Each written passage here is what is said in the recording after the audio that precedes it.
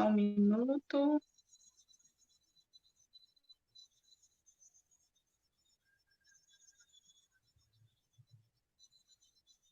Só um minutinho. Pronto. Já estamos ao vivo. Boa noite, pessoal. Boa noite a todos os leitores, né, que estão conosco. Meu nome é Manuela. Eu sou professora do curso de Pedagogia da Universidade do Estado do Rio Grande do Norte, né, a nossa UERN, e é com muita alegria. Eu posso até dizer que essa é a segunda vez que eu estou bastante nervosa, né? A última vez foi na defesa da tese. E para mim é uma alegria muito grande, né, participar dessa mediação, dessa conversa. E gostaria já de agradecer a Cléo Bussato pelo convite, por ter aceitado conversar conosco um pouco sobre literatura, tentar desvendar com a gente esses segredos, né?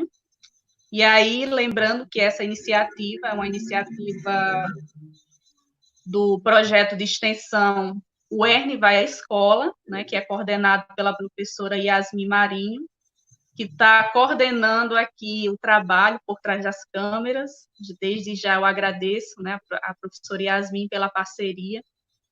E dentro desse projeto, Cleo, nós temos um quadro virtual, foi uma forma que nós encontramos no meio dessa pandemia, de não deixar a literatura adormecida, de não deixar essas discussões caladas. E aí resolvemos criar o Diálogos Literários, que é um quadro que está no ar no nosso Instagram, e estamos estreando, na verdade, né, o quadro com a sua participação. Então, desde já quero agradecer também aqui a Faculdade de Educação, na pessoa da professora Meristé, que também está nos apoiando, da nossa chefe de departamento, a professora Cirleide, aos grupos de pesquisa que estão colaborando conosco, né, em especial o GEP, alguns projetos de extensão que estão apoiando, que colaboraram conosco na divulgação. Inclusive, você conhece muito bem, né, o programa BALE e o projeto Contágio pela Leitura.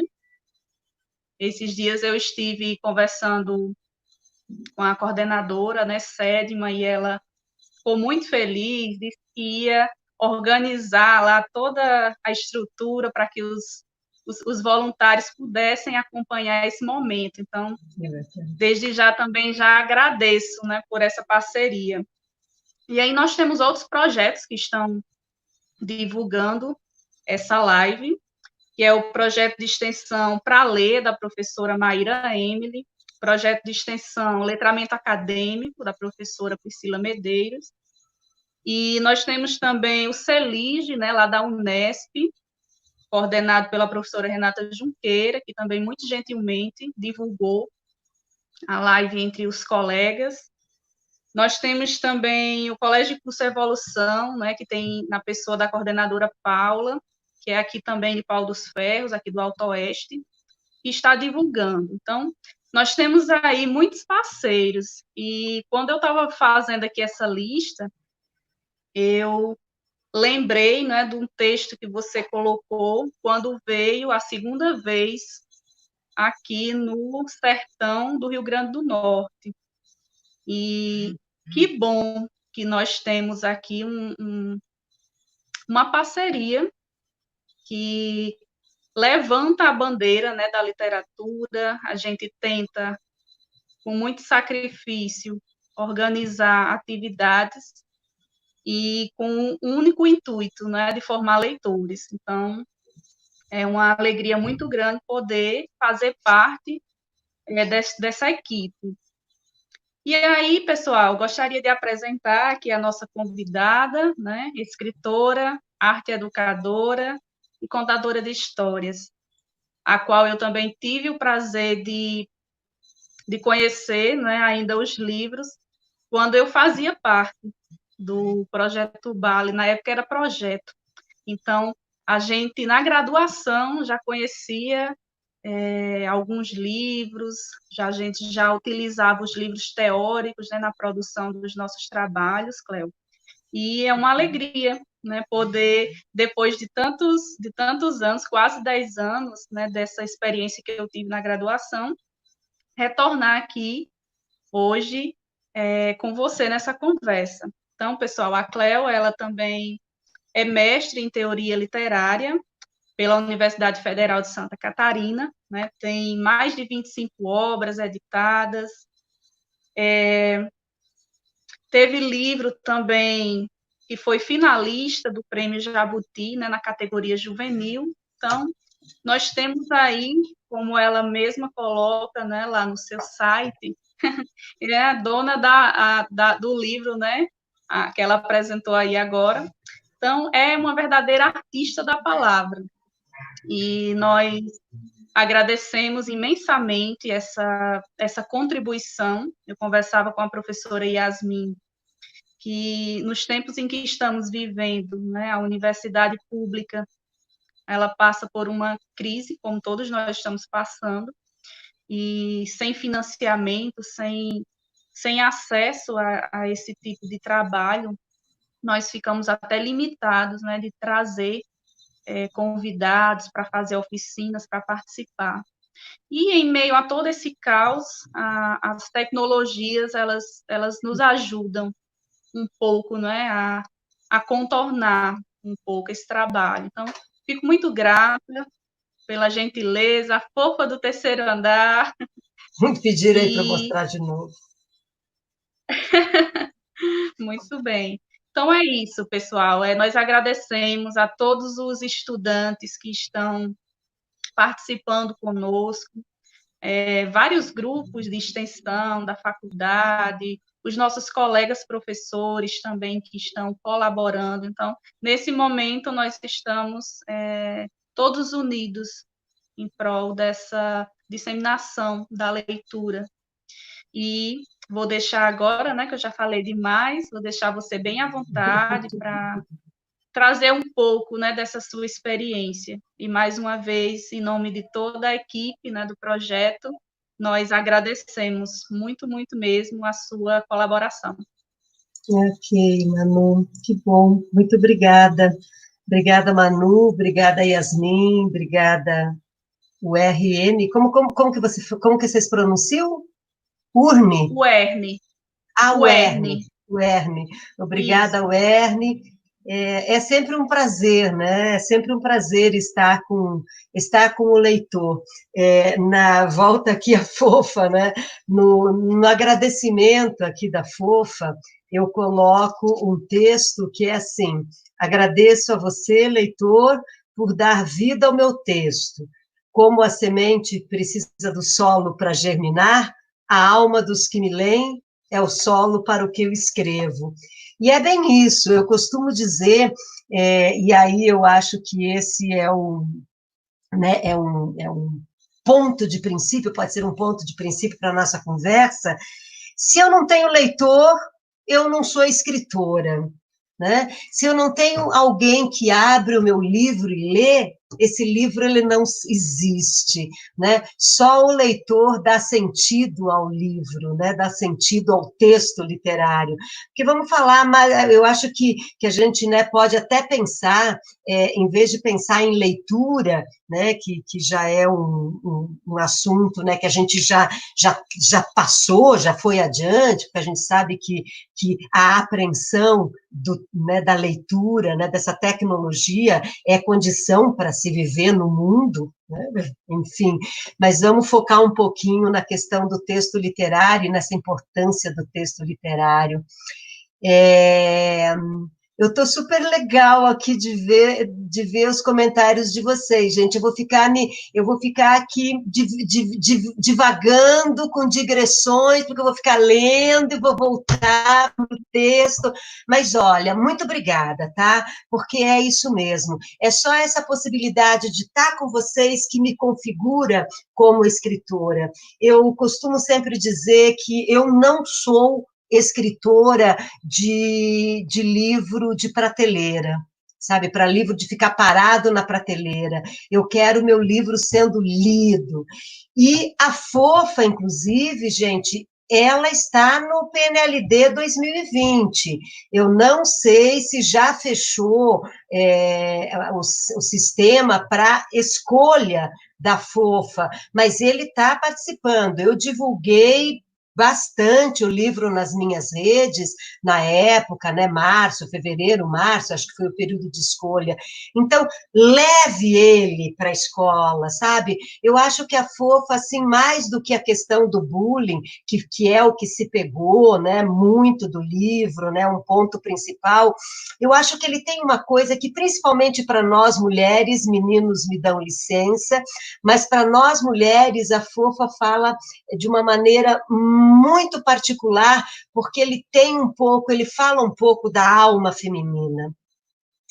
Todas nós tivemos uma Fofa dentro de nós na nossa adolescência, e é isso que ele fala de uma estação, ele fala de uma transição, e isso é muito importante, sabe, esse momento da adolescência, que é um momento de tanta insegurança, tanta incerteza, e tantos sonhos, e tantas expectativas, né, a Ana, ela vem compartilhar isso com todas as adolescentes, e nós que já passamos por essa estação, provavelmente a gente vai se ligar nela de novo, tá? Então, assim, agradecendo mais uma vez, eu devolvo aí para a Manu, para a gente iniciar nossa conversa. Manu, por onde que você quer começar o papo, já começado?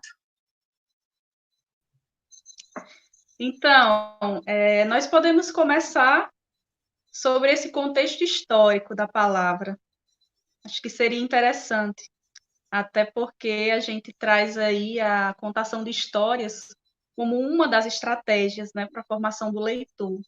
Então, acho que podemos começar com essa ideia que eu coloquei aqui, o contexto histórico da palavra, o homem como um ser de linguagem. O homem é um ser de linguagem, com certeza. E a linguagem é esse ponto de ligação, né, entre o homem e as realidades que o cercam, né? Desde a Grécia Antiga, os filósofos, né, e pesquisadores atuais e linguistas, eles vêm escrevendo ensaios, pesquisando sobre esse assunto, porque, afinal, a linguagem é o que nos qualifica como seres humanos. Lembrando, né, eu gosto sempre de lembrar que linguagem, ela se constitui de um código e de um sentido, né? E por isso a gente pode tratar de linguagem. A linguagem, ela precisa ser sistematizada, né? Embora existam diferentes linguagens para se estabelecer a comunicação entre nós, entre seres, tipo linguagem corporal, linguagem visual, a linguagem verbal, né, que é onde se encaixa a narração oral ou a contação de história, essa que se manifesta, né, na forma da palavra falada, da palavra bendita, bendita palavra, né, é o que permite que se estabeleça uma comunicação imediata, pelo menos quando se fala a mesma língua, né? Quando não se fala a mesma língua, a gente parte para outras linguagens, né? E a linguagem Então, assim, isso é interessante a gente lembrar, que então não basta, não é só comunicar. Por exemplo, os animais se comunicam, né? Eles emitem sinais. A minha gata, quando está feliz, ela tá ronrona, tita ronrona, né? Eu sei que ela está feliz, eu sei que ela está querendo me dizer, ai, que bom que você está pertinho de mim, ai, que bom que você está coçando minha barriga, ai, que bom que você está coçando a minha cabeça. Mas não é uma linguagem, é um sinal que eu sistematizo, que eu decodifico, né? Então, assim, linguagem é privilégio né, da raça humana, e é ela que distingue, né, distingue os povos, distingue as nações, onde quer que estejam humanos, há uma língua para ser falada, há uma língua para ser ouvida, né, uma comunicação e ser estabelecida, e é isso que nos distingue mesmo. Tem muitos pesquisadores, inclusive Eric Havelock, que eu usei na minha dissertação de mestrado, durante o meu mestrado, que fala, né, da leitura e da escrita como tecnologias apreendidas, né, e a fala, né, essa linguagem verbal, ao contrário da escrita, que é uma tecnologia desenvolvida, né, a escrita vai surgir lá 700, né, no ano 700, na Grécia, mas a fala não, nós já nascemos estruturamente, biologicamente estruturados, né, para a fala. Se a gente não tem nenhum comprometimento biológico, psicoquímico, enfim, psicológico, mais biológico, na verdade, né? Nós temos a capacidade de desenvolver essa habilidade da fala. Ora, né, a gente pode pensar, tá, então se a linguagem é o que nos faz humanos, se a fala nos foi dada como uma herança genética, né, da espécie humana, se a oralidade é uma ferramenta tão eficaz para se estabelecer a comunicação, então que a gente faça a coisa bem feita, que a gente fale muito bem, que a gente se comunique muito bem, que a gente entenda esse poder da palavra, né? Lembrando que a contação de história abre um leque de possibilidades para a exploração da fala e da atividade. Sim, né? Então, que a gente lance mão de tudo isso para que a gente possa se comunicar bem, né? E é inconcebível, então, que a gente fale mal, que a gente se expresse de uma forma tosca e limitada. E a gente sabe que a limitação da comunicação está na falta de leitura, e leitura literária. Eu fiz um roteirinho aqui que eu estou seguindo, e eu selecionei, inclusive, uma coisa muito legal de uns estudos de neurociência, né, sobre essa questão da leitura, e desse poder da leitura, né? Então, retomando, né, dessa coisa da fala bendita, da palavra bendita, da comunicação. Ora, se a força criadora da palavra reside naquele que pronuncia, naquele que fala, né, se quando a gente comunica com alma, isso faz parte de um livro meu, eu não lembro qual. Gente, durante a minha fala eu vou apresentando meus livros. Eu acho que é nesse livro que eu falo isso, que quando... Não é. Não sei, depois eu mostro todos e vocês vão lá, além, dar uma olhada e ver aonde que está. Mas, enfim, em algum deles eu falo que quando... é o livro da Cortês, Práticas de Oralidade na Sala de Aula, que não está aqui. Quando se comunica com alma, falar se torna um exercício de afetividade e ternura, né? Quem fala bem, pensa bem. Quem pensa bem, fala bem. Quem pensa bem, escreve bem. Quem escreve bem, lê bem. Quem lê bem, se comunica, que é uma maravilha, né? Então, é aquela coisa, esse envolvimento com a palavra bendita. E, para isso, a palavra, né? A palavra é o ponto-chave de tudo. Porém, tem uma coisa que é legal a gente pensar e observar, que ler nem sempre tem uma correspondência direta com se comunicar.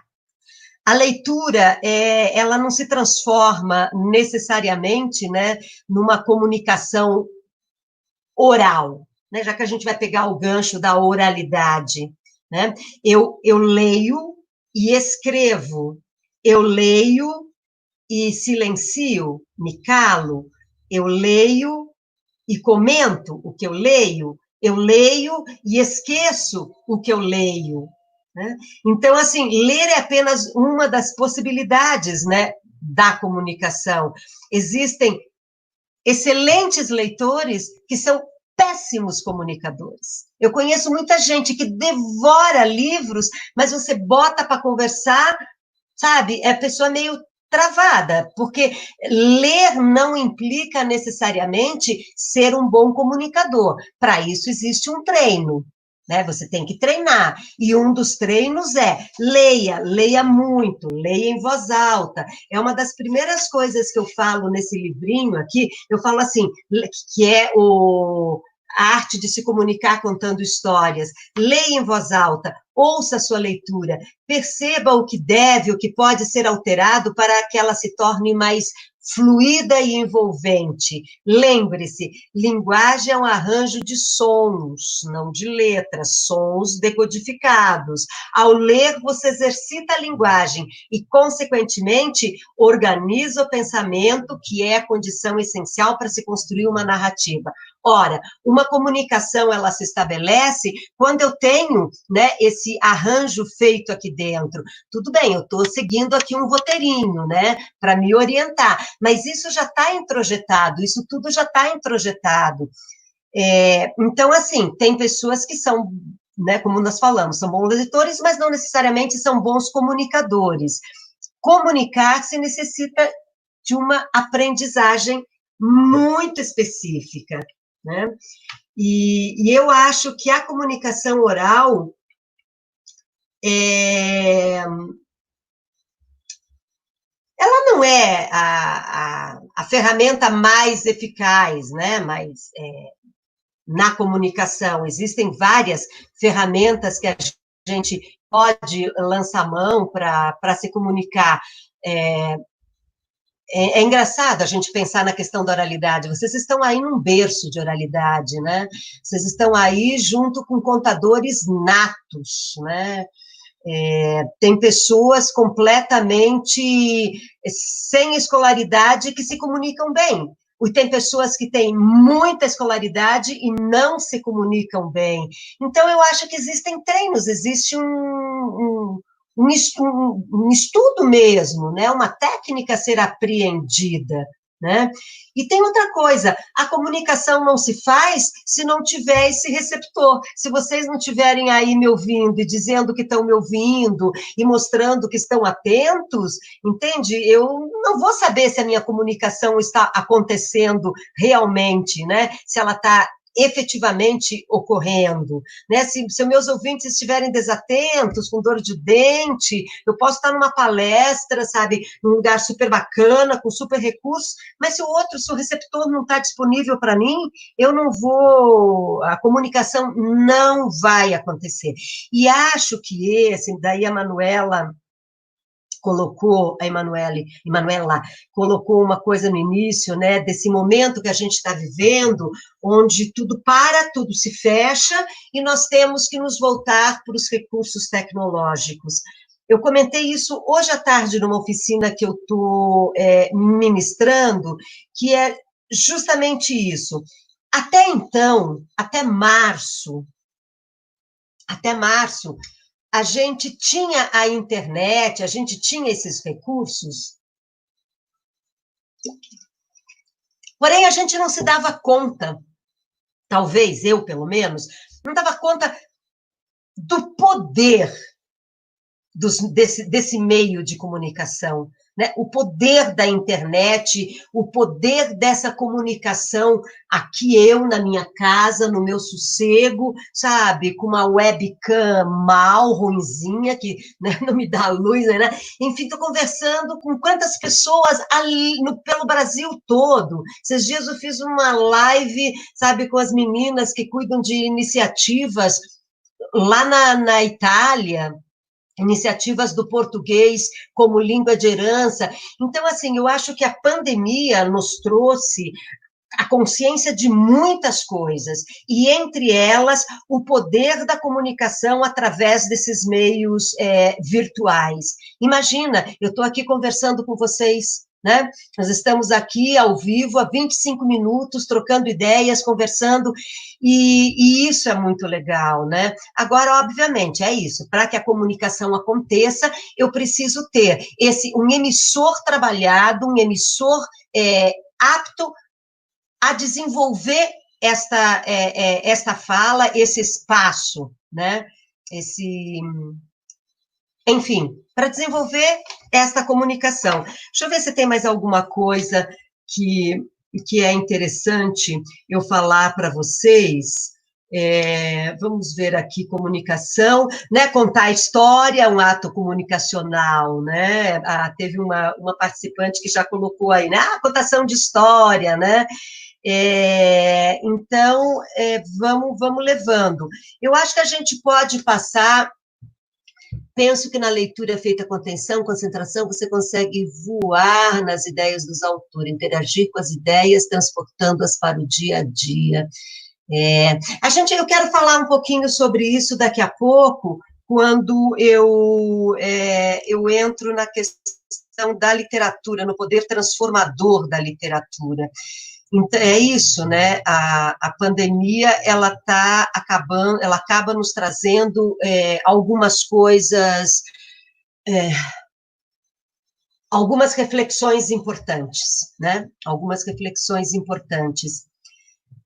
O Emanuele, fala quando você quiser entrar. Eu acho que para iniciar, né, para falar como essa palavra fundadora, essa palavra, né, essa contextualização da palavra, da linguagem, eu acho que foi, né? A gente podia seguir adiante agora em outros temas? Sim, a gente pode até seguir a mesma linha de raciocínio, né? A gente falou Uhum. desse surgimento da palavra, né? E aí eu penso que você já deu algumas ideias, porque a gente está também passando por um momento em que a gente está precisando recriar as nossas estratégias de leitura. E aí eu aproveito para colocar em prática aqui o nosso segundo ponto, que seriam as mudanças que ocorrem gradativamente com a prática da leitura no contexto das escolas. E aí eu destaco aí a contação de histórias. E aí eu queria que você colocasse para a gente algumas experiências, porque eu tenho uma preocupação em torno dessa estratégia, porque a gente escuta muito esse discurso, né, de que contar histórias é um ato de entretenimento, que as crianças adoram, mas a gente também precisa entender esse ato como algo que vai transformar aquele sujeito a partir da situação dos personagens, da própria mediação que esse professor, esse mediador faz nessa prática, né, em que ele utiliza aí o texto literário. Então, gostaria que você aproveitasse esse ponto e destacasse, já que você é uma contadora de histórias profissional, e aproveitar e colocar algumas dicas. Nós temos uma proposta que já foi identificada através das pesquisas, né, dentro do projeto, que é um déficit de formação de leitores nas escolas. E aí nós organizamos um grupo que se chama Encantadores de Histórias, né, que é formado por estudantes do curso de pedagogia, e a gente está organizando atividades de leituras a partir de textos e utilizando-se de outras artes, como teatro, histórias cantadas. E aí eu gostaria que você colocasse para a gente algumas ideias, algumas reflexões em torno dessas mudanças, trazendo aí a contação de histórias como uma das principais estratégias que são mais utilizadas nas nossas escolas. Uhum. Antes de entrar na questão da contação de história, eu posso entrar um pouquinho na questão da literatura, porque eu penso o seguinte: não existe contação de história, não existe narração oral de história, se não existir, antes de tudo, um bom texto literário, tá? E não existe. E eu acho que a literatura ela nunca foi tão necessária, sabe? Eu acho que a literatura hoje ela vem ocupar um papel especial. E não existe leitura da leitura literária se a gente não entender um pouquinho como a leitura em si, ela atua dentro da gente. Eu falei para vocês ali na frente, daí eu vou chegando na contação de história, tá? Eu falei para vocês sobre uma pesquisa que foi feita em algumas áreas de conhecimento, de neurociência, psicologia, ciência cognitiva, numa universidade da Flórida. Porque, assim, você falou na distração. História, contar história, ler é uma, né, para distrair. Eu fiz um post, gente, nos meus canais, nas minhas redes, eu estou postando pequenas dicas também sobre leitura, sobre contação de história. Num deles, que saiu quarta-feira, eu falo sobre essa importância da literatura.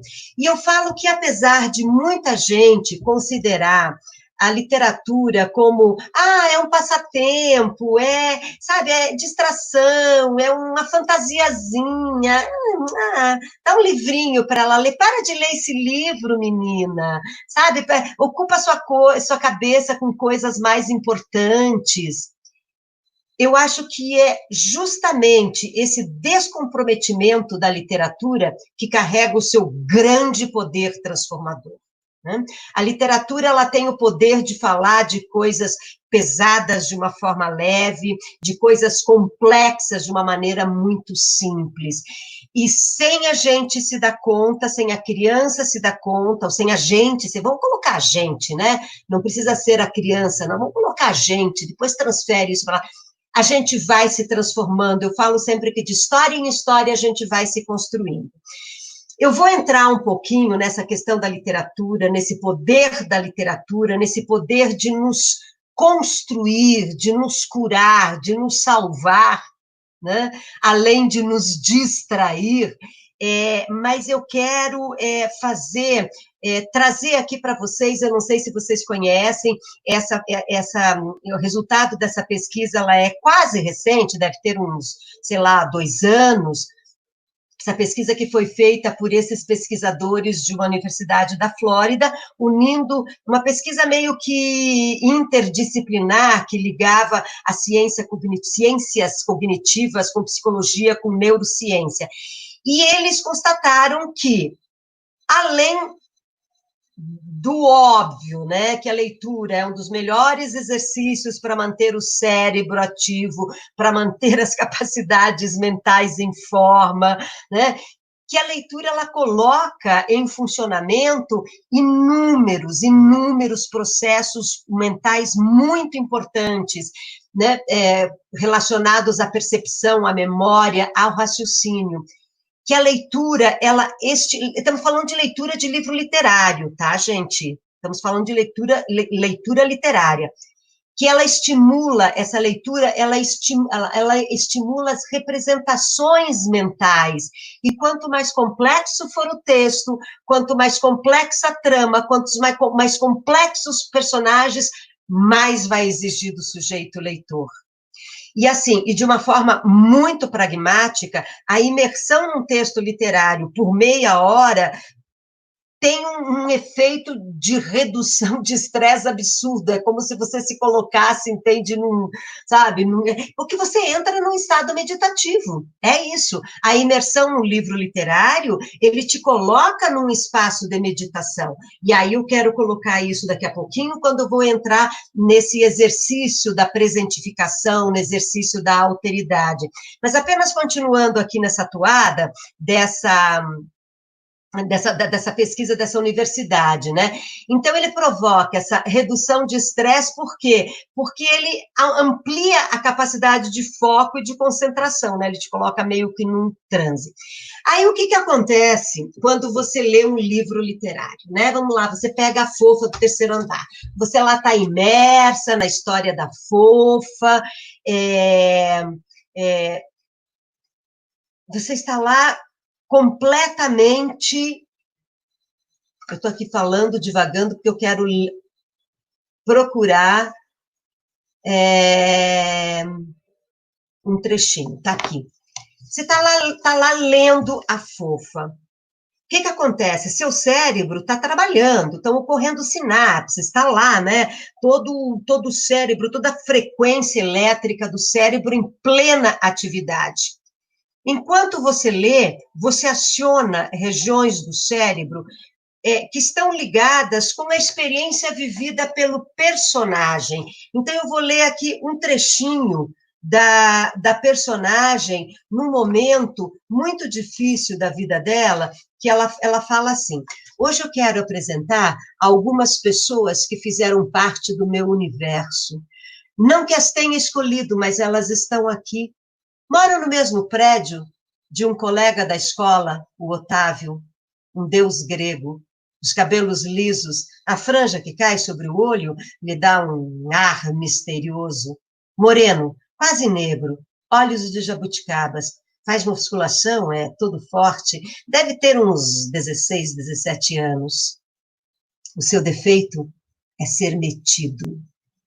Daqueles que não olham para os lados quando andam, mal cumprimenta as pessoas, sempre com o queixo empinado, mãos apoiadas no bolso traseiro daquelas calças que despencam e deixam ver parte da bunda. Fico toda atrapalhada quando cruzo com ele.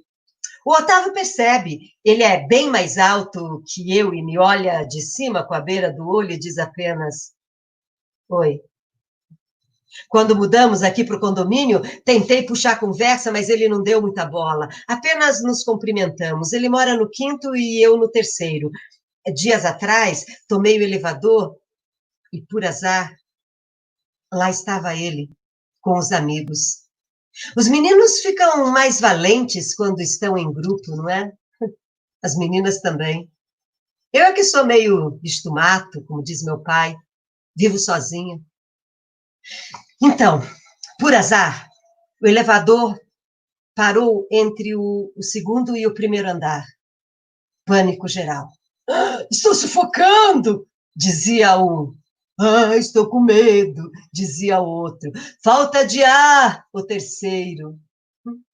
Se ao menos a fofa não ocupasse tanto espaço, riram os 4. Reticências no ar. Essa fala, disparada feita bala de canhão, foi dita pelo 4º garoto, com um ar meio distraído, meio do mal, sabe como que é?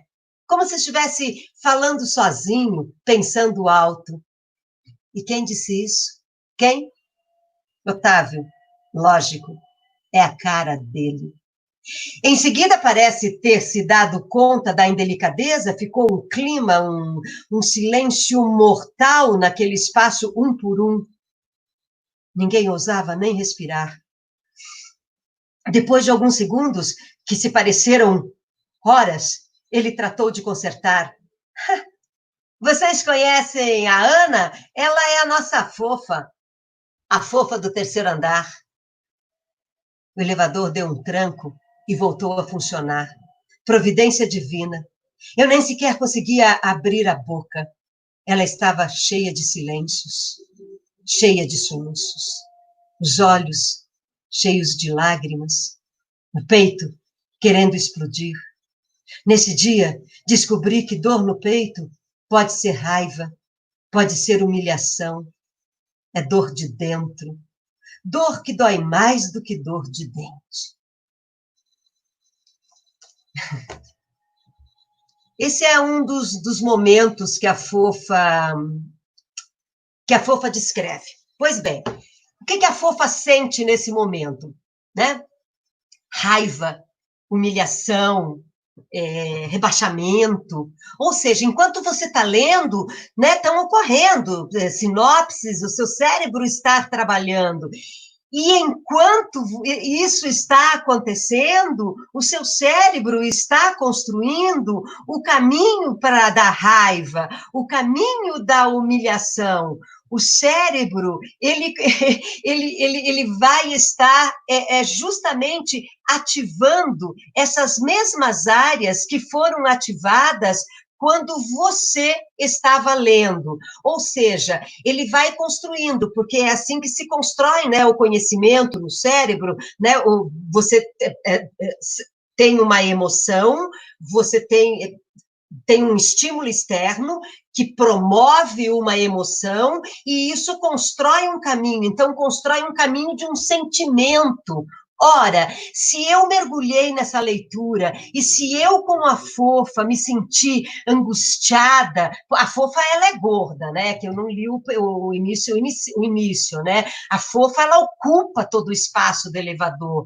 Então, assim, se eu mergulhei nessa ficção, se eu conseguir deixar o entorno de lado, presentificar, mergulhar na ficção e fazer dela a minha verdade, num processo de alteridade, onde eu me identifico com a personagem e vivo todos esses sentimentos da personagem, eu promovo no meu cérebro a construção de um novo caminho, que é o caminho da humilhação, da raiva. Quando eu vou para uma situação na vida real, em que acontece uma história que provoca a raiva e provoca a humilhação, eu já conheço isso, eu já construí no meu cérebro esse mapa mental. Então, eu sei sair dessa situação de uma forma mais íntegra, mais inteira, sem me abaixar. Vocês entendem que coisa maravilhosa? A gente sempre soube, subjetivamente, do poder da literatura na construção, na nossa construção, mas até aí, ser comprovado cientificamente, ter argumentos científicos comprovados pela neurociência, que eu ativo regiões responsáveis pela experiência vivida no livro e que vai me ajudar na vida real, isso é novo, e isso é muito importante. Então, assim, essa é uma grande descoberta, e isso é muito importante. Nós, mediadores de leitura, encantadores de gente através da leitura literária, através das histórias, nós termos essa consciência para que, quando nós formos procurar um livro para ler, a gente procure livros de reconhecidas qualidades literárias, que tenha esse contrato com a fantasia, que venha de mãos dadas com a fantasia, que tenha um texto bem elaborado. Porque, gente, não é qualquer livro de literatura que é um bom livro de literatura. Tem muita coisa que não serve para nada. Pode colocar na fogueira de São João, São João, pula a fogueira do meu coração, que não vai fazer nenhuma falta, gente. Assim, eu vou emendar um assunto da tarde. Eu estava falando para o grupo que, assim, minha mãe tem uma história de vida fantástica, sabe? De mortes, de tragédias familiares. O avô dela era intendente, e aí, ele agindo como juiz numa disputa de terras, ele dá o veredito, a terra é sua, porque por isso, por aquilo, enfim, age como juiz, ele é assassinado. E a minha bisnona vê o marido, sabe, chegando em casa, sabe, morto em cima do cavalo. Então, é uma história, cena de filme, entende? Agora, aí eu perguntei para minha mãe, tá, para que você quer escrever o livro da sua vida? É para manter a história viva? Ok, simbora. Vamos escrever escreve esse livro, a gente faz uma tiragem pequenininha e manda para os parentes. Agora, se é para colocar nas livrarias, esquece, porque uma boa história não significa um bom livro literário. Para que essa história se torne um bom livro literário, tem que ter uma escrita apurada. Não é escrita coloquial, não é você me contando essa história que isso vai virar literatura. Ela tem que ter uma estrutura literária bem feita.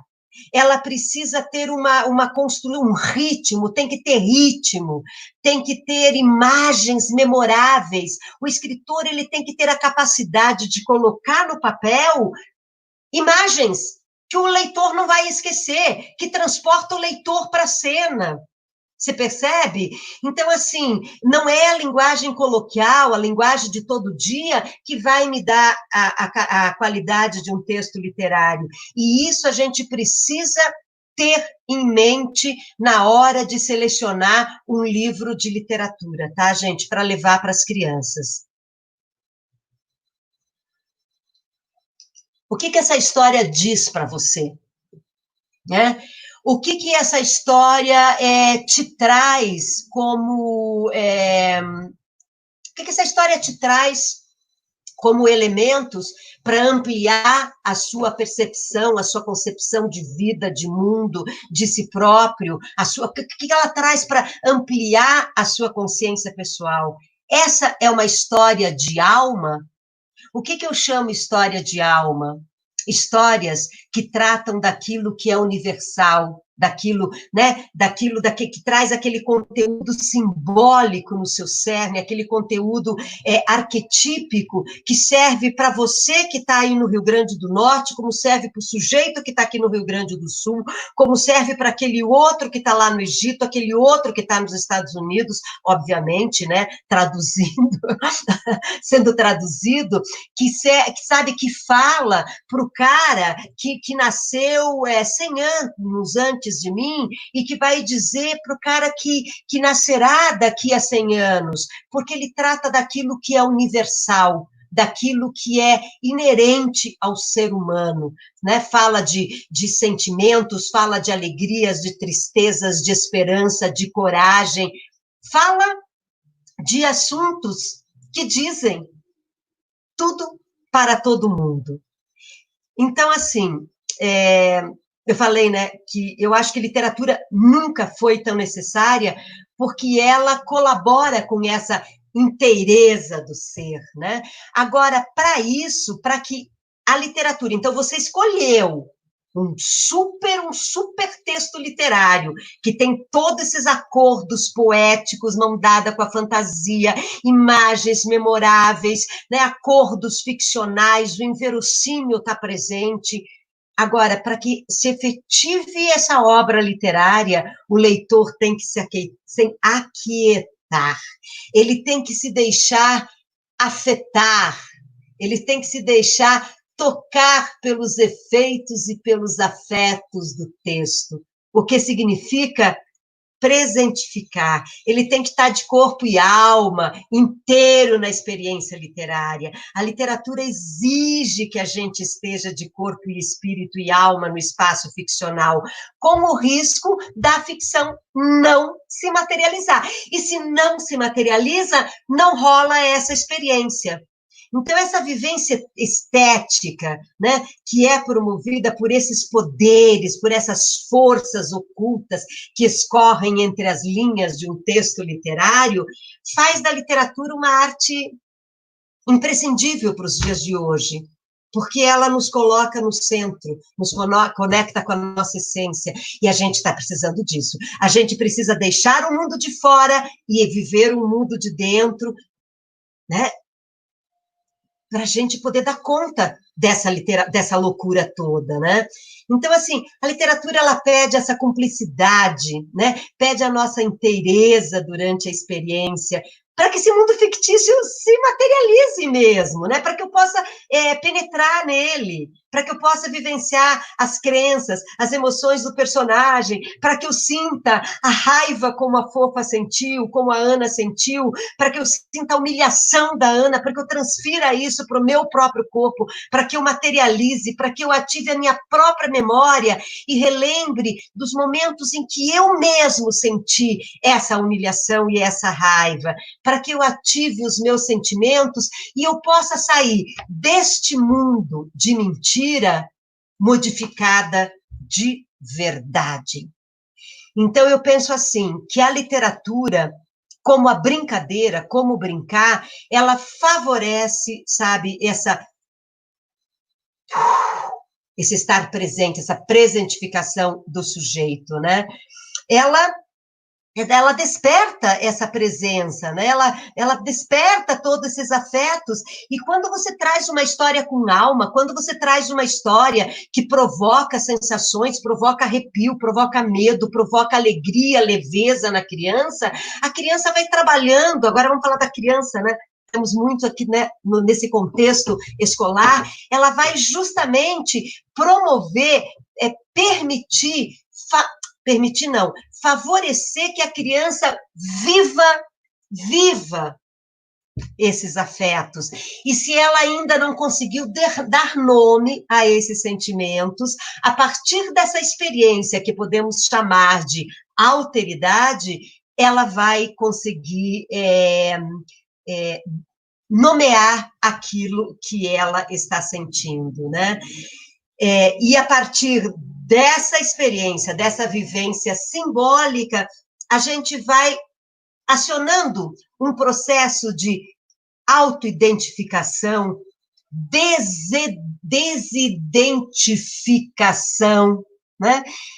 E acionando toda dessa nossa memória, né? Trazendo da memória para o coração, para o corpo presente, essas experiências do personagem, vivendo como se fosse minha.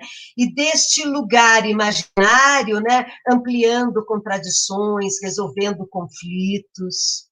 E como nós precisamos disso, né? Porque é justamente nessa experiência, que eu considero uma das experiências mais importantes da leitura literária, que é a presentificação do sujeito, a alteridade, né? Que é essa capacidade de se colocar no lugar do outro, o personagem, viver o que ele vive e não correr risco, porque eu estou protegida. Estou protegida, o meu escudo é o livro. Né? Eu fiz um acordo com a Cléo Busato, né? Eu fiz um acordo que eu acredito nela, mas nesse acordo ficcional que eu faço com o autor, eu sou tocada, né? Eu sou modificada, eu sou transformada, e não duvidem, porque isso acontece. Se a gente tivesse mais tempo, eu contava a minha história de leitor, mas isso eu vou deixar para contar para vocês ao vivo e a cores, né, Yasmin, né, Manu? Quando eu for para Rio Grande do Norte, quando vocês me levarem para o Rio Grande do Norte, eu vou contar ao vivo e a cores a minha história de leitora. E aí, gente, eu afirmo para vocês, isso tudo que eu estou falando não é teoria, não está apenas nos livros da Cléo Busato. Isso está aqui no meu coração, está aqui em cada célula do meu corpo, sabe? Está aqui na minha fala, na minha audição, no meu olfato, no meu tato, na minha visão, sabe? Escorre por todos os meus poros como uma verdade, porque eu vivi isso. E tenham certeza de que uma criança, de que uma pessoa que vive uma experiência dessa, nunca vai esquecer, nunca, porque ela está ativando espaços muito raros, muito caros do seu ser, né? Vai estar atuando o espaço do imaginário, o espaço da imaginação, né? E o espaço imaginário é o berço de todas as criações possíveis. Foi berço das criações passadas, é berço das criações presentes, é berço das criações futuras. O imaginário, ele é o mapa pelo qual eu leio o mundo, né? Então, eu acho que é isso. Eu falei no início, né, que eu divago, que eu viajo, que eu faço digressões, e não sei se eu cheguei à sua pergunta, né, mas eu acho importante, antes de se falar sobre contação de história, narração de história, que é apenas uma técnica, gente, é apenas uma mediação de leitura, é mais uma mediação de leitura, como essa que eu fiz agora, lendo. Entende? Isso é uma contação de história, é uma mediação, mas o que tem antes é o texto literário, é um bom texto, é um texto que traga exatamente tudo isso, que traga todos esses afetos, sabe, que traga a complexidade da alma humana. É isso que os textos literários precisam trazer. É esse o texto literário que me interessa, e é isso que me interessa passar para a minha literatura, né? A complexidade da alma humana, porque isso dá alma, isso é arquetípico, isso toca o outro. Entende? E é isso que faz a experiência. Então, gente, esquece o figurino, sabe? Esquece tanto adereço, esquece tanto movimento, porque isso dissolve o poder da fala. O poder da fala, o poder do texto, ele é muito mais importante que qualquer forma. O contador de história só pode carregar consigo o seu corpo, a sua voz, o seu gesto muito bem preciso, muito bem controlado, muito bem trabalhado, muito bem estudado, estudado como uma representação daquilo que vem de dentro, daquilo que ele descobriu, né, organicamente.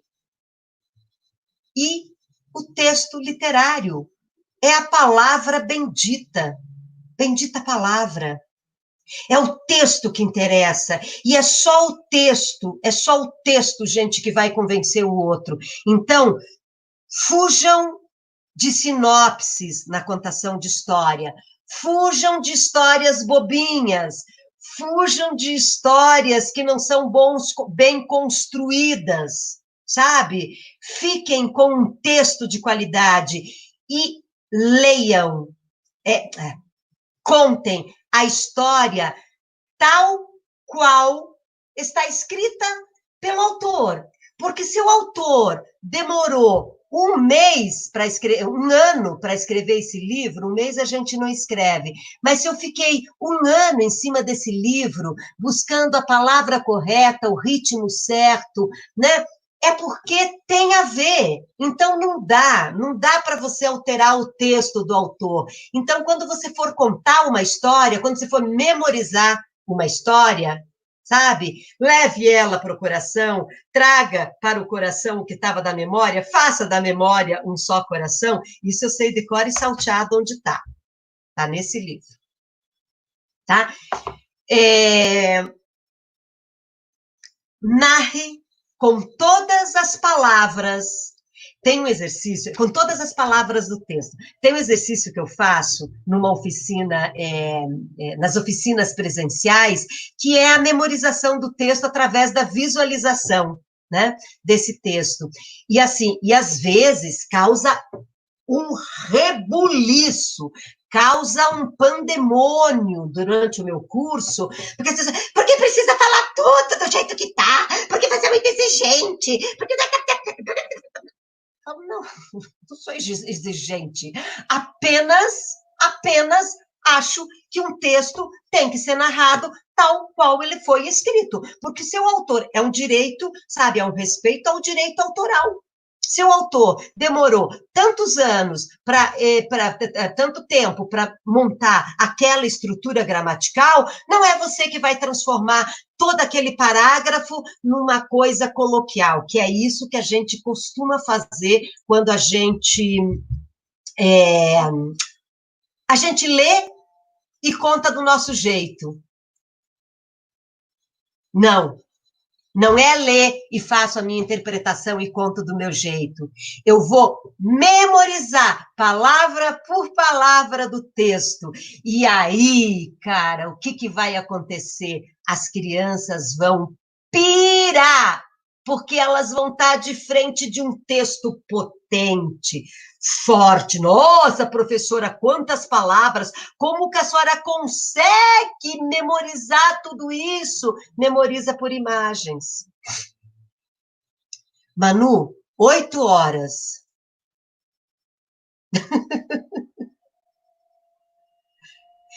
Eu não sei, eu acho que já falei bastante, né? Estou aqui encantada, ouvindo e acompanhando os comentários aqui. E teve um dos comentários que dizia assim: essas palavras estão aquecendo as nossas almas, né? Com certeza. Então, professora, aliás, Cléo, deixa eu te fazer umas perguntas aqui, que tem alguns leitores que estão acompanhando. Acredito que algumas você já até respondeu. A professora Celiane é professora do curso de pedagogia também, e ela trabalha com literatura. Ela está perguntando aqui qual a diferença entre contar histórias e representar histórias. E aí, Representa... Ah, dentro da, desculpa, desculpa. e aí, dentro dessa pergunta dela, eu queria também que você deixasse bem claro, porque muitos estudantes da graduação, quando a gente está ministrando essa disciplina, né, de literatura e infância, que faz parte da grade curricular do curso, eles perguntam, professora, qual a diferença entre contar uma história e ler uma história? E aí eu penso que na sua fala você contemplou um pouco dessas duas questões, mas gostaria que você desse aí a sua opinião em relação a essa diferença entre contar e representar histórias. Uhum. Representar deixa para o teatro, gente. O teatro tem esse espaço. Essa é a linguagem teatral, ela carrega justamente isso. Representar, eu construo um personagem, eu dou corpo, eu dou voz. Eu falo sempre que no teatro eu represento, na narração de história, ou na contação de histórias, eu apresento. Eu apresento um personagem através das imagens, através do ritmo, através das intenções, principalmente das intenções, gente. Então, assim, esquece a representação, esquece corpo, esquece tudo isso, concentre-se no texto, entenda o texto que você está lendo.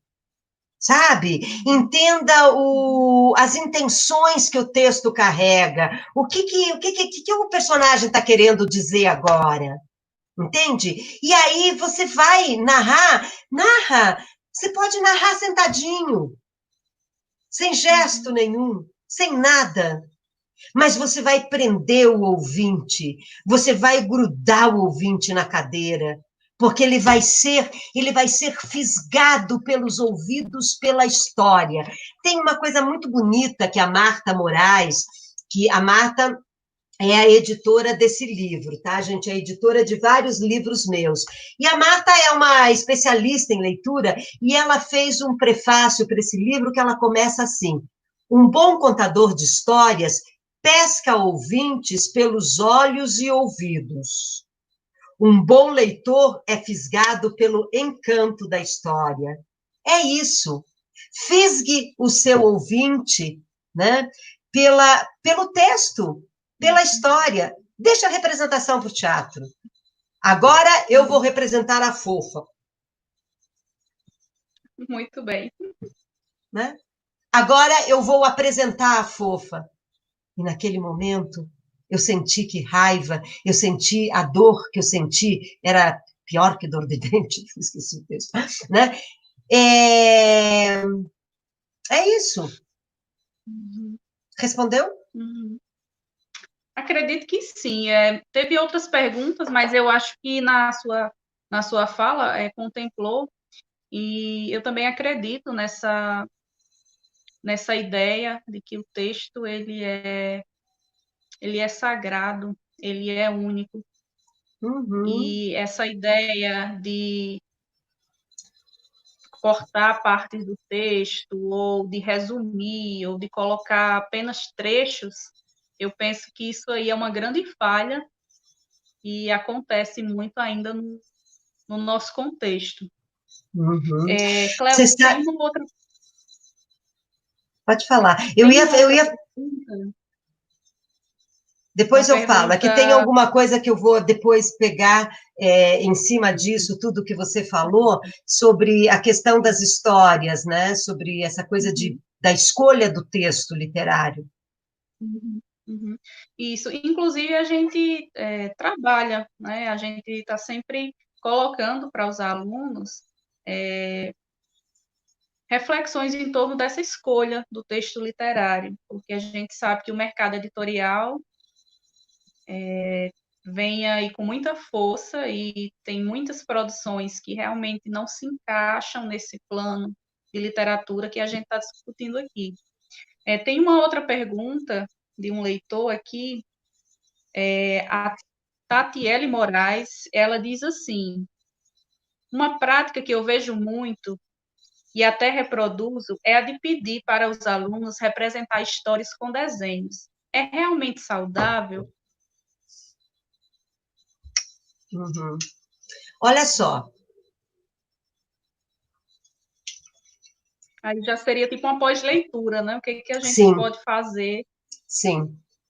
Eu parto do princípio que uma história se basta, tá? A leitura ou uma narração oral de uma história, ela se basta. Porém, eu penso também que uma história, ela pode dar espaço para inúmeros trabalhos pós-texto. Eu não tenho problema nenhum, não vejo problema nenhum em fazer desdobramentos após uma história.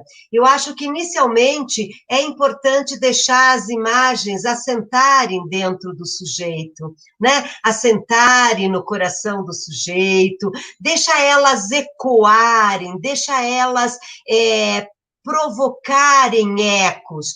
Por exemplo, o curso de hoje à tarde. Eu abri o curso hoje, o curso está sendo quarta e sexta. Eu abri o curso hoje e falei, aliás, vocês podem, não, acho que não pode mais se inscrever. Eu abri o curso hoje perguntando para as pessoas, gente, como ficaram os ecos? Teve ecos a história de quarta? E foi impressionante como todos trouxeram, entende, retornos destes ecos, dessas repercussões, né, dessas ressonâncias, né, me lembrou agora o Gaston Bachelard, né, ressonâncias e repercussões, né, que ele fala do texto. É isso, o texto ele vai provocando ressonância, repercussão dentro da gente. Então, num primeiro momento, deixa a criança, sabe, depois retorne. Eu acho sim, eu acho que a prática de representação plástica da história, ela é bacana, mas desde que você conduza ela de uma forma inteligente.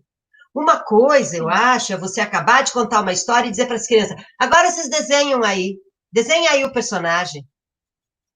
Outra coisa é você deixar essa história entrar e, quem sabe, no dia seguinte dizer, crianças, vocês lembram da história de ontem? Vamos conversar um pouquinho sobre a história de ontem? Qual foi a parte da história? Vocês lembram da história? Conta para mim um pouquinho. Procura ver se houve a compreensão da história. Aí provavelmente vai ter sempre alguém que vai dar, né, um resumão. Uhum. E para você, o que falou mais alto, né? Qual parte da história que te tocou especialmente? Qual a parte da história que você mais gostou? Né? Ou se você começar a ir para crianças maiores, qual a imagem que para você foi mais significativa? Porque aí você está aprofundando a reflexão sobre aquele texto. Você não está apenas, agora preenche o tempo, desenha aí a Ana. Não, você vai buscar pelos significados do texto, os significados da história, aonde a história tocou no sujeito, como ela tocou no sujeito, ou ela não tocou no sujeito. E aí você pode partir para uma representação. Inclusive, nesse livro que eu falei para vocês e que eu não peguei ele para mostrar, que chama-se Práticas de Oralidade na Sala de Aula, da Cortez, tem alguns exercícios que eu falo que é um pós-texto. Tipo assim, tem uma atividade que é um livro dobradura, que eu faço a partir dessa imagem que ficou mais visível, né, dentro de mim, então a gente faz um livro dobradura. E aí sim, e eu acho que se você tiver uma noção e tiver recursos físicos, né, para elaborar o desenho, você pode chegar e falar assim, a nossa história falava sobre água, vamos trabalhar com aquarela? A aquarela usa água como o elemento, né, para você dissolver a tinta. Ela é uma tinta à base de água. Então, porque aí você começa a fazer conexões, entende? Você começa a dialogar as artes, né, a arte literária com a arte plástica. Então, se você tem essa noção de desenho, porque para trabalhar com aquarela você precisa ter um papel especial, né? Ou assim, vamos trabalhar com giz de... vamos trabalhar com carvão, né?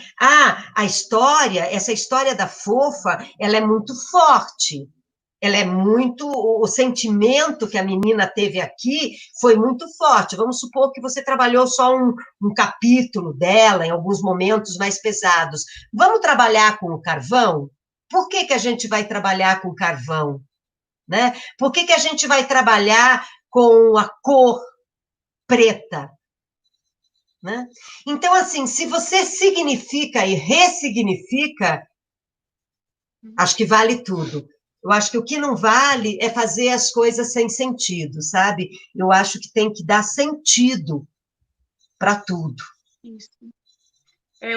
Eu concordo demais com isso. Inclusive, eu acredito que nós, professores do curso de pedagogia, temos uma missão muito especial na formação desses professores, porque são eles os primeiros professores das nossas crianças, né? Os pedagogos que estão lá na educação infantil. E esses dias eu conversava com uma colega, a professora Celiane, e a gente refletia sobre isso. Né? Nós temos uma missão muito grande, que é de formar esse profissional. E eu vejo muito uma falta de compreensão no sentido da leitura de literatura como uma leitura significativa e não apenas como entretenimento, né? E nós temos aí muitos desafios pela frente, porque nós estamos concorrendo constantemente com esse universo tecnológico e, querendo ou não, acaba sendo mais interativo. E aí nós vemos as crianças passar uma tarde inteira conectada nos telefones, quando poderia fazer uma leitura com os livros. E a gente sabe que para isso precisa de uma mediação. Penso que ficou muito clara na sua fala a ideia da mediação, da gente perceber. Então, acredito que todos os colegas professores que estão participando da live, todos os alunos, né? Nós temos alunos queria registrar aqui a presença dos alunos do PPGE, da UERN, dos alunos da pós-graduação. Gostaria de registrar também aqui a presença da a professora Diana Saldanha, que é coordenadora do programa Bali, e ressaltar mais uma vez que nós precisamos conhecer esse universo da palavra. Eu penso que falta esse contato mais íntimo com a leitura. A gente acaba se perdendo um pouco, eu digo isso porque eu vejo que uma disciplina de 60 horas, um curso de pedagogia, para trabalhar com literatura, ela não é suficiente. E aí, a minha pesquisa do doutorado foi em cima disso, porque uma das questões que os alunos dos cursos de pedagogia de 3 universidades aqui do Rio Grande do Norte mais ressaltaram era que eles tinham pouco tempo para ler. E uma das coisas que eles mais gostavam era quando a professora levava um livro de literatura para ler com eles em sala. E aí a gente tem aí desafios em torno das questões econômicas. Nós sabemos que, mesmo a gente tendo acesso à internet, você ler o livro, você cheirar, você tatear, é outra experiência. Uhum. E E nós livro não sabemos também. precisa de tomada. Livro não precisa de tomada para ligar e não descarrega. Isso, exatamente, exatamente. Então, eu penso que a gente precisa como você falou no início, dar essa respirada, pensar de fato o sentido da literatura como uma atividade formativa, uma atividade que educa, uma atividade que humaniza e uma atividade que, penso eu, que jamais irá desaparecer do nosso universo. Tem um autor que eu gosto muito, que é o Pedro Serrini, e ele dizia isso: a literatura, penso eu que ela nunca vai desaparecer. Aí perguntaram para ele, mas por quê? Aí ele diz, porque a literatura conta a vida. Uhum. Uhum. Então, contando a vida, não há como ela desaparecer, porque a gente está sempre se reconstruindo nas narrativas. Né? Uhum. Então, é isso. Eu fico muito grata, Cléo, por essa generosidade e agradeço demais a sua participação, as suas palavras. Eu não tive a oportunidade de estar lá em Água Nova, na época que você veio aqui para o sertão do Rio Grande do Norte, mas eu sei que você tem uma presença muito forte aqui, vários comentários, eu recebi aqui várias mensagens aqui pelo WhatsApp de voluntários lá do projeto do Contágio pela Leitura, né, que estão acompanhando. E Legal. acredito que os nossos alunos também que acompanharam, tenho certeza que todos se encantaram e acredito que vão sair dessa live pensando de fato o que é literatura. Uhum. Acredito que não se ensina literatura. E Uhum. acredito eu que essa Se experiência vive.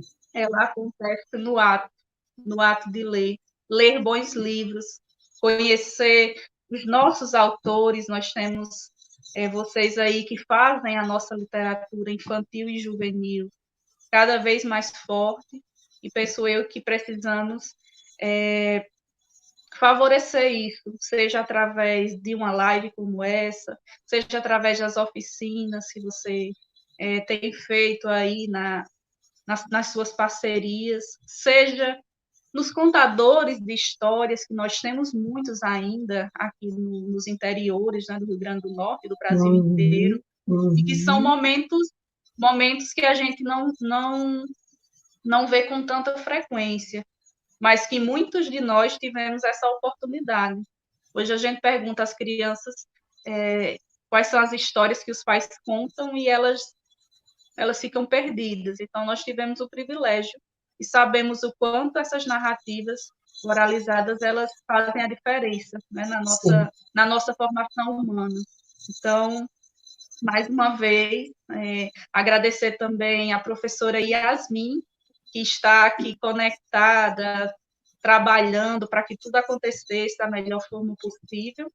Né? Nós não somos, eu até brinco com ela, eu disse, amiga, nós não somos especialistas em YouTube, mas nós estamos tentando se reinventar através das tecnologias para que o nosso trabalho não pare, né? Para que o nosso trabalho seja acompanhado pelos nossos alunos. Então, muita gratidão por ter dedicado esse tempo para a gente e, com certeza, fica o convite, porque a gente agora quer conhecer a sua história de leitura.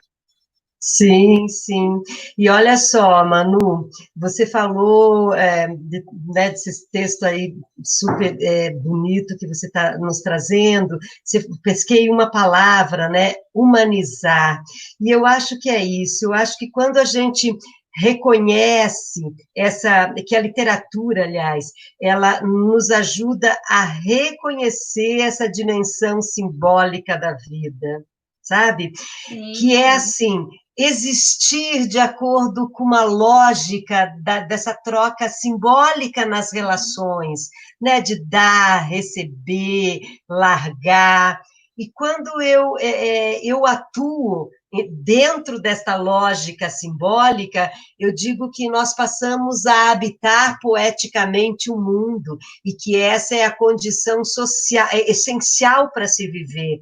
E nisso, a literatura, né? E é a literatura, né? Porque ela nos torna justamente, e quando a gente atua nessa lógica simbólica, quando a gente habita poeticamente o mundo, quando a gente pisa com passos leves nesse planeta, nós nos tornamos mais humanos, mais solidários, mais tolerantes, mais amorosos, e é disso que o mundo precisa. Mais do que nunca, o mundo precisa se humanizar, as pessoas precisam se tornar mais humanas no sentido de exercer as qualidades do que é ser humano, né? Nós precisamos exercer amorosidade, e eu acho que ler para o outro, ler com o outro, contar histórias é um ato de amor, sabe? É um grande ato de amor. Então, quando eu estou contando uma história, quando eu estou lendo para os meus alunos, eu não estou apenas apresentando um exemplar literário, eu estou compartilhando afetos, eu estou compartilhando tudo aquilo que eu tenho de mais raro, de mais caro, de mais precioso, porque é a minha experiência de vida que eu estou transportando para o texto literário ou para a minha narrativa, para a leitura ou para a narrativa do texto, sabe? Eu estou colocando toda a minha sabedoria ou a minha ignorância, o meu medo ou a minha coragem, o meu amor, a minha tristeza. É isso que eu estou compartilhando com o outro quando eu apresento um bom texto, seja lido, seja narrado, né? E assim, eu quero muito agradecer a vocês, que bom a todos vocês que estão aí, eu vi que está o pessoal aí do Voluntários, que deu um alôzinho para a gente, que bacana, gente, muito obrigada, viu? E eu acho que eu vou ler uma história, né, Manu? Sim, sim. O Eu que você agradeço. E acha? acho o que os leitores que estão acompanhando acham? Vamos comentar aí Pois para é, saber o tem que esse o pessoal espaço acha. ainda? Tem sim, tem sim. Enquanto você Vamos, se prepara aí, se organize, vamos ver o eu que quero. eles dizem, né? Vamos ver o que eles dizem, se eles querem. Lemos uma história, gente? Sim, sim, ó, Buba, melhor Escuta, então, dele, ó, ler. eu vou mostrar para vocês alguns livros meus, então fica aqui a dica. Esse livro, ele é uma síntese dos dois primeiros, né, sobre a arte de contar história, e ele é bem legal porque ele traz tópicos sobre todos os passos da contação de história. Arte de contar história no século XXI é a minha dissertação de mestrado, então ele tem uma reflexão um pouquinho mais aprofundada. Contar e Encantar é o meu primogênito, que é meio um beabá, né?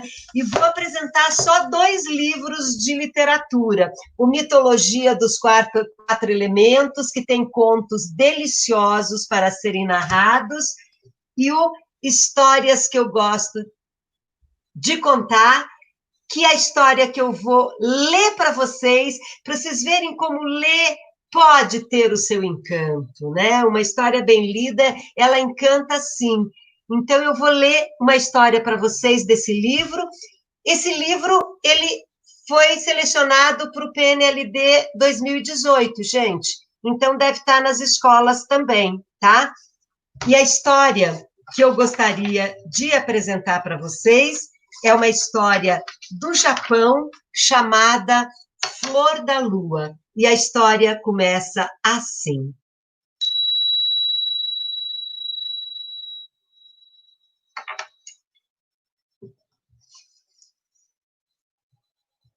Era noite, e a lua banhava a casa vazia com sua tênue luz prateada. Sentado à mesa, com uma xícara de chá nas mãos, o homem deixou seu olhar atravessar a vidraça e se perder na escuridão. Quando a porta se abriu, O barulho das dobradiças quebrou o silêncio e por ela entrou a mulher, silenciosa, triste, cabisbaixa. Em pé, às costas do marido, fez um carinho na cabeça dele e deixou cair algumas lágrimas. Voltava, mais uma vez, do centro de adoção de crianças com o pedido recusado. A voz, engasgada por soluço, contou ao marido que os responsáveis pelo departamento alegavam a mesma coisa de sempre, diziam que a pobreza do casal não permitia o sustento de outra pessoa. O marido segurou a mão que repousava sobre seus ombros e puxou a mulher para perto de si. Fez com que sentasse numa cadeira ao seu lado e ternamente perguntou a ela se havia lembrado aquelas pessoas que a tradição dos antepassados diz que, quando não se pode ter um filho de sangue, deve-se ter um filho do coração, e que os espíritos dos antepassados se alegram com essa atitude, porque gostam de ver a continuação da sua gente. A mulher afirmou que sim, havia dito tudo isso, e ainda mais, que eram pobres, porém trabalhadores, e que nunca faltou comida na sua mesa. Mesmo assim, eles negaram. Calaram-se. Eles desejavam um filho. Sonhavam com uma criança rompendo o silêncio da casa e animando-a com riso e alegria. De mãos dadas, o olhar dos dois pousou na lua cheia, que acalmou o coração do casal. Era o dia 15 do mês de agosto, dia de celebração da lua do outono, a mais bela do ano. Inesperadamente, um facho de luz atravessou a janela, vagou pela sala, passou ao lado da mesa e pousou no assoalho. Ali, materializou-se uma forma. O casal, boquiaberto, viu surgir à sua frente um pequeno cavalo lunar que trazia na boca um galho de cerejeira em flor. Colocou o ramo sobre a mesa, relinchou, agitou a crina prateada e sua voz potente encheu o espaço. A lua decidiu ajudá-los, disse ele. Vai confiar uma das suas filhas a vocês. A criança repousa nesta flor. Lentamente, a flor desabrochou e do seu miolo, e no seu miolo, havia um bebê do tamanho de um grão de feijão. Ela se chama Flor da Lua. Vai lhes trazer felicidade e boa sorte. Viverá com vocês por 18 anos. Desfrutem da sua companhia e vivam com sabedoria o tempo em que estiverem juntos. Lembrem-se de que ela é um ser lunar e só poderá se casar com alguém da sua natureza. No dia do seu 18º aniversário, eu voltarei para buscá-la. O casal estava tomado pelo espanto. Ao voltarem o olhar para o minúsculo bebê lunar, perceberam que ele começou a crescer e, num piscar de olhos, Flor da Lua atingiu o tamanho de um bebê terrestre. Sorriu para eles e o casal percebeu que não estava sonhando. Flor da Lua era linda. O cabelo negro emoldurava o rosto redondo como lua cheia. Os olhos tinham o brilho da luz que a trouxe da terra, que a trouxe à terra. Os lábios lembravam uma cereja e a pele rosada era macia e perfumada. Usava um kimono vermelho bordado com flores delicadas e preso por um obi amarelo com arremates de fios dourados. Na testa, um rubi do tamanho de uma estrela. O cavalo relinchou, esfregou o focinho nos cabelos de Flor da Lua, abanou a cauda e galopou sobre o raio de luar até desaparecer. Naquela noite, o casal nem conseguiu dormir. Ficou contemplando a filha recém-chegada. Dias depois, o fazendeiro vendeu o rubi e usou parte do dinheiro para melhorias na fazenda. À medida que o tempo passava, eles prosperavam. Na terra fértil, crescia tudo o que se plantava. Os animais eram saudáveis e agora tinham alimento à vontade. Mas para eles, toda a riqueza conquistada não se comparava à alegria de ver a filha crescer com saúde e formosura. Flor da Lua se revelou uma menina sensível, inteligente e boa. Cativava as pessoas com a sua simpatia e delicadeza. Era querida por todos e não havia tristeza que resistisse ao poder do seu sorriso. Todos eram contagiados pela sua alegria. Uma noite, por acaso, ela ouviu uma conversa dos pais. A mãe dizia que o seu coração iria partir-se quando a filha voltasse para a casa da lua. Também os espíritos dos ancestrais se entristeceriam porque eles não teriam netos para lembrar seus nomes. Flor da Lua ficou muito sensibilizada com o que ouviu. Ela conhecia sua história e sabia que deveria partir após ter cumprido seu tempo na Terra. Amava sua família terrestre e era feliz por ali, mas recolhia-se em silêncio quando via o brilho desaparecer dos olhos dos pais. No dia seguinte àquela conversa, Flor da Lua foi encontrar-se com os pais e disse que gostaria de ter irmãos para brincar e irmãs para pentear os cabelos. Oh. Acho que a Lua não nos enviaria outros filhos. Ela já nos trouxe você? Não, mamãe, não estou falando dos meus irmãos que moram na Lua. Falo das crianças aqui da Terra. Agora vocês têm dinheiro suficiente para adotar e educar alguns deles. Quantas crianças esperam por um lar aconchegante como este em que vivemos? Ah, será tão bom ver essa casa cheia de crianças. Os pais admiraram a filha, tão jovem e já tão sábia. Decidiram compartilhar a alegria e o dinheiro que ganharam com ações que fossem boas para outras pessoas. Assim, Flor da Lua ganhou irmãos e irmãs terrestres que foram tão felizes quanto ela por serem agraciados por uma família amorosa. No dia 15 de agosto do 18º ano de Flor da Lua, toda a aldeia foi convidada para o seu aniversário. Era o dia do Tsukimi, que é a festa tradicional que celebra a lua. Os pais ofereceram uma festa como ninguém havia visto até aquele dia. O pátio ao redor da casa foi iluminado com lanternas coloridas, bandeirolas de papel foram esticadas nos galhos das árvores. As mesas estavam enfeitadas com flores do outono e Suzuki, que é um capim prateado. Sobre elas, comidas deliciosas. Os delicados tsukimidango, que são uns bolinhos feitos de farinha de arroz fervido ou cozido no vapor, assim, em formatos redondos, com a forma da lua, foram empilhados em bandejas formando um cone alto. Os bolinhos de mote, mote, que é um arroz prensado, no formato de coelhos, espalhavam-se pela mesa, e entre eles, porções de castanhas assadas e batata doce. Dezenas de origamis completavam a decoração. Em tigelas coloridas, fumegava a sopa de cabochá e o matcha exalava o seu perfume pelo pátio.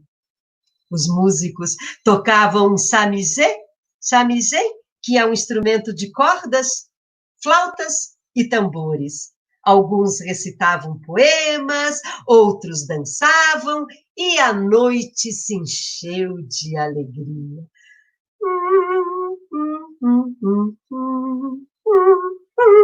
E à meia-noite, um evento inesperado surpreendeu os convidados. A lua se tornou ainda mais brilhante e lançou sobre o pátio um raio de prata que bailou entre as pessoas e, por fim, repousou em frente a um bambuzal. Lentamente, criaturas etéreas começaram a descer pela ponte de luz. Vinham montadas nos cavalos lunares, brancos, prateados, belos. Aos poucos, foram se misturando aos moradores da terra. E as pessoas, como que hipnotizadas, olhavam aqueles seres amáveis e acolhedores se materializarem à sua frente. Era o povo de Flor da Lua. Imediatamente conquistaram as pessoas da terra, dançaram, cantaram, brincaram. Enquanto isso, um moço lunar, montado num cavalo prateado, observava a Flor da Lua. Ela sentiu o olhar e retribuiu com um sorriso. O rapaz se aproximou e se apresentou. Foi este cavalo que a trouxe aqui há 18 anos. Ele vive em meus estábulos e esperou este momento para levar você de volta à lua. Flor da Lua sorriu. Os pais sorriram. Os irmãos sorriram. O cavalo relinchou e abanou a cauda ao se sentir acariciado pela moça. Mesmo triste com a partida da filha, o casal concordou. A lua não poderia ter escolhido um pretendente mais afinado com o espírito de Flor da Lua. E ao longe soou uma voz. Todos se calaram para ouvir a voz da lua.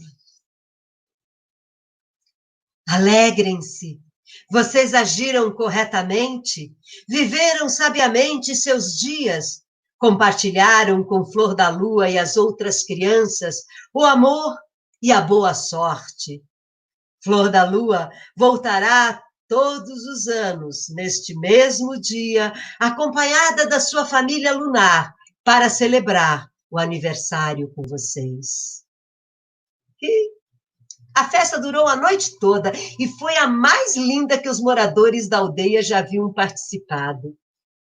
Pouco antes do amanhecer, o povo da lua montou em seus cavalos e cavalgou pela ponte de luar. Flor da Lua despediu-se da família e dos amigos, aninhou-se junto ao moço na garupa do cavalo e partiram. O fazendeiro e sua mulher viram o animal subir velozmente pelo raio de luar, acenaram até perdê-lo de vista, e quando seus olhos voltaram ao pátio, uma surpresa, mais um presente oferecido pela lua. Embaixo de uma cerejeira havia um casal de cavalos brancos que brilhava em contraste com a luz do sol nascente. A partir desse dia, o povo da terra passou a conviver com os cavalos, que antes serviam apenas aos deuses e aos seres humanos.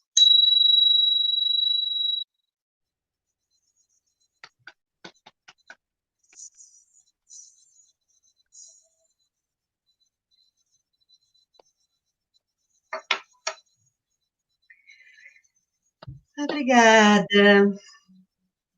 Que lindo, Cleo. Muito obrigada.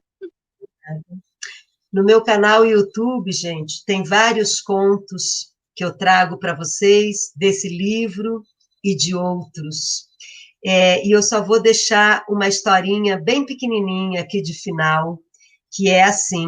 Eu tinha parado de contar a história... Obrigada.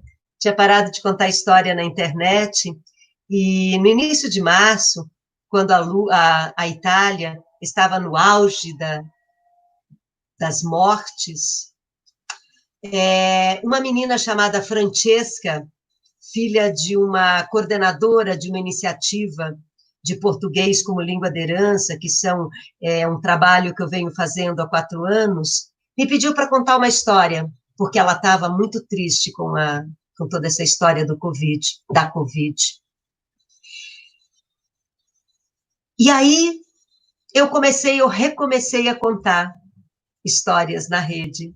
Coloquei todas elas lá no YouTube e prometi que eu não vou falar de pandemia, não vou falar de Covid. Eu vou contar, ler histórias.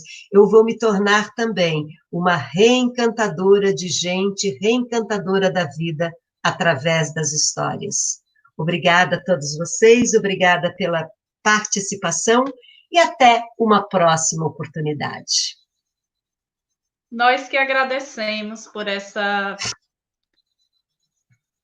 esse presente, né?